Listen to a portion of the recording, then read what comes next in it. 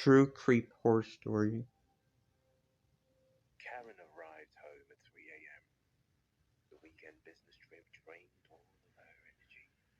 Even so, Karen still got up early to make breakfast for Anderson, her fiance. For her, a sandwich and a morning cup of black coffee was a great compensation for the time away from home.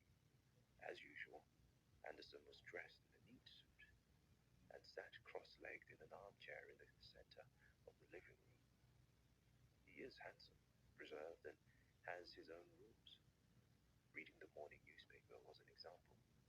Regardless of weekdays or Sundays, the first thing he does is always reading the newspaper, especially in recent days when there has appeared more and more missing people in the local area. Is anything new? Karen asked, placing the coffee cup in front of Anderson. Police have confirmed all the missing cases are related. They were all young girls found dead in their 23s. My age range, huh? Karen thought, with a shiver. Anderson, still focused on the newspaper, ignoring her expression, he added, "Oh, and all the murderers have something in common. They lost their teeth. How on earth can there be sick people?" The cases usually happen around 6 to 7 p.m. when everyone is on the way from work. The last victim was found dead on Sunday, the day Karen was on a business trip. Maybe if Karen wasn't away that day, the victim would be her too. Except for the sick murderer, no one knows for sure. Suddenly, the breath on the back of her neck startled her. Anderson had been standing behind her ever since. He hugged her from behind, kissed her cheek, and greeted her at work. All day, Karen couldn't put the images of poor victims out of her mind. She got home at 5 p.m. earlier than usual. Anderson is far from coming. When she got home, Karen went straight to the bathroom. Bubble bath, Pepsi soap, were luxurious with rays of all her troubles. But today was the exception. Despite being immersed in the warm water, Karen can't help but wonder. My teeth. In such a chaotic situation like this, you never know when you would be targeted by the perverted killer.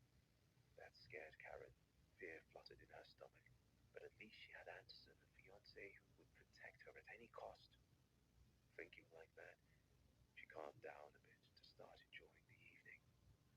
The steam from the tub rose up, making her vision and everything sink into illusion. Half an hour passed, and Karen noticed something was off today.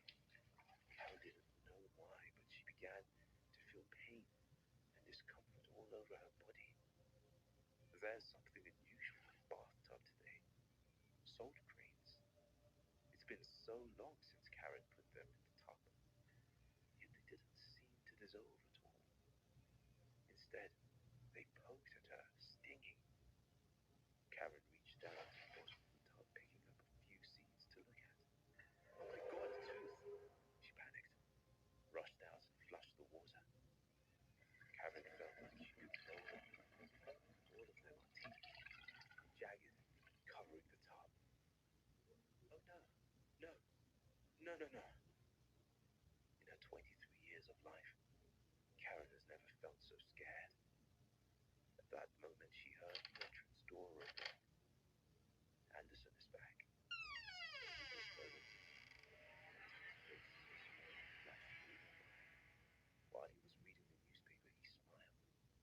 A strange